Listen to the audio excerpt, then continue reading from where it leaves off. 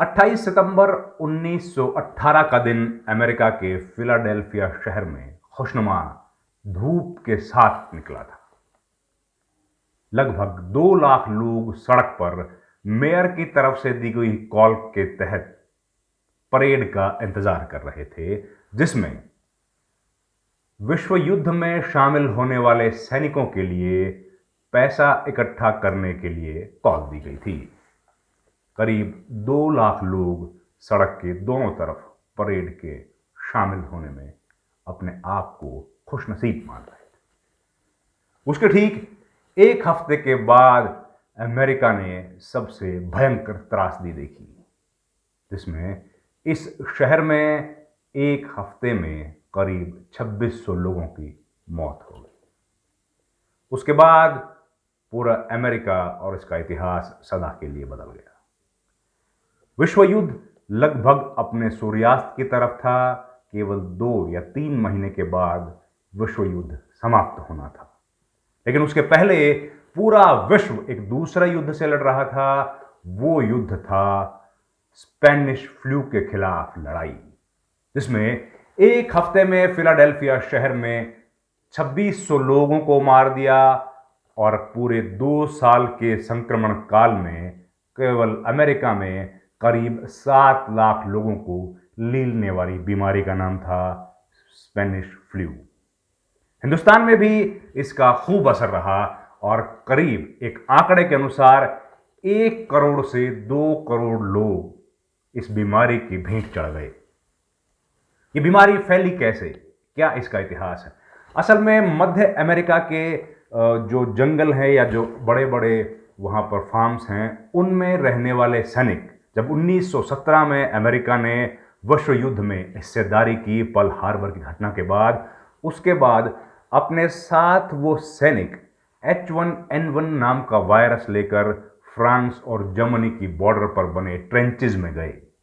उन ट्रेंचेज में, जो कि एक खड्डे नुमा ट्रेंचेस जो थे, जिनमें उनको दिन रात रहना पड़ता था, उनमें गंदगी थी, उनमें कीचड़ था, वहीं रहना, वहीं खाना, वहीं सोना, जिस वजह से उस H1N1 नामक वायरस ने और भी रौद्र रूप धारण कर लिया, जिसकी वजह से वहाँ पर ये बीमारी फैल गई।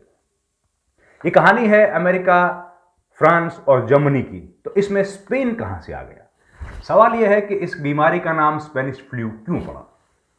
असल में H1N1 नाम का वायरस वो है जिसको आज हम लोग, जिसका एक रूप हमने कुछ साल पहले स्वाइन फ्लू के रूप में देखा था। ये उसी तरह का एक वायरस था जो 1917, 18, 19, 20 उस दौर में हमने देखा था। उस दौर में इतिहास में हम लोगों ने पढ़ा है। लेकिन इसका नाम स्पेनिश फ्लू क्यों पड़ा? असल में जिस ज़माने में विश्व युद्ध चल रहा था 1914 से लेकर 1918 के बीच, ठीक उसी दौर में फ्रांस, जर्मनी, अमेरिका, इन तमाम बड़े देशों ने अपने यहाँ पर छपने वाले अखबारों में एक किस्म की सेंसरशिप लगाई थी। सेंसरशिप ये थी कि जो सैनिक, अलग अलग मुल्कों के सैनिक बीमार हो रहे थे इस वायरस की वजह से, उन सैनिकों के बारे में अखबारों को छापने पर मनाही थी। स्पेन क्योंकि एक न्यूट्रल मुल्क था, किसी भी देश या किसी भी लड़ाई में किसी भी तरीके से वो शामिल नहीं था, इस वजह से वो अखबार में खुलकर इस बीमारी के बारे में लिख रहा था। उससे भी बड़ी बात, स्पेन के राजा से लेकर कई बड़े पदाधिकारी और नेताओं को भी इस बीमारी ने घेर कर संक्रमित करके उनकी जान ले ली थी। इस वजह से इतिहास में इस बीमारी का नाम स्पेनिश फ्लू के तौर पर जाना गया। इसका काल माना जाता है 1918 से लेकर 1920 के अंत यानी कि दिसंबर तक।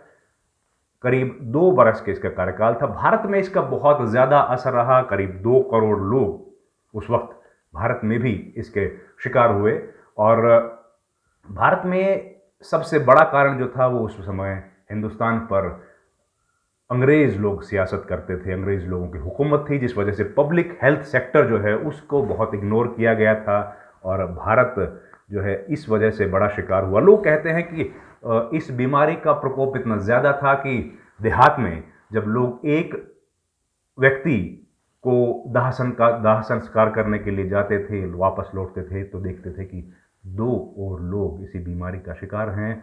सबसे दुखद बात यह थी कि इस बीमारी में अधिक लोग जिनको मृत्यु हुई थी, उनमें 20 से 30 साल के युवा लोगों की संख्या सबसे ज़्यादा थी।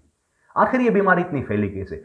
हकीकत में जब 1918 का युद्ध खत्म हुआ, वर्ल्ड वॉर खत्म हुआ, जिसमें करीब 4 करोड़ लोगों ने अपनी जान गंवाई थी, जब वो युद्ध खत्म हुआ तो तमाम सैनिक जो वापस अपने घरों को लौट रहे थे, पानी की जहाज़ में बैठकर वापस अपने अपने देश जा रहे थे, तब वो इस बीमारी को अपने साथ ले गए, इस संक्रमण को अपने साथ ले गए, और ये संक्रमण एक शहर से दूसरे शहर, एक देश से दूसरे देश और तमाम 7 महाद्वीपों में ये संक्रमण फैल गया, जिसकी वजह से इतने ज़्यादा लोगों की मौत हुई। एक आंकड़ा कहता है कि करीब 5 करोड़ लोगों की मौत हुई थी, जबकि कुछ जानकारों का मानना है कि करीब 10 करोड़ लोग इस बीमारी की वजह से अपनी जान गंवा चुके थे। इस बीमारी पर अध्ययन काफ़ी कम हुआ है, इसलिए इसको फॉरगॉटन पेंडेमिक के नाम से भी जाना जाता है। आज पूरा विश्व एक बार फिर से कोरोना नामक पेंडेमिक से जूझ रहा है, लड़ाई लड़ रहा है। उस वक्त ज़्यादा लोगों के मरने का कारण था कि एंटीबायोटिक्स जो है उनका आविष्कार नहीं हुआ था, वो बनी नहीं थी, और जो साइंस था उसकी तरक्की इतनी ज़्यादा नहीं हुई थी, संचार के इतने माध्यम नहीं थे, इस वजह से इतनी ज़्यादा मौत हो गई थी। अब उम्मीद की जा रही है कि संक्रमण जो है उसको रोक लिया जाएगा। हालांकि अभी भी विश्व में करीब 10 लाख से ज़्यादा लोग, जब हम लोग ये वीडियो रिकॉर्ड कर रहे हैं तो करीब 11 लाख लोग पूरे विश्व में संक्रमित हैं, और 50,000 से ज़्यादा लोग कोरोना की चपेट में आने की वजह से अपनी जान गंवा चुके हैं। हमें उम्मीद है कि जल्दी ही कोरोना पर विजय प्राप्त कर ली जाएगी, और इससे और ज़्यादा मौत होने से सरकारें कोशिश करेंगी कि रोक पाएं। रविंद्र सिंह शोराण, राज्यसभा टीवी।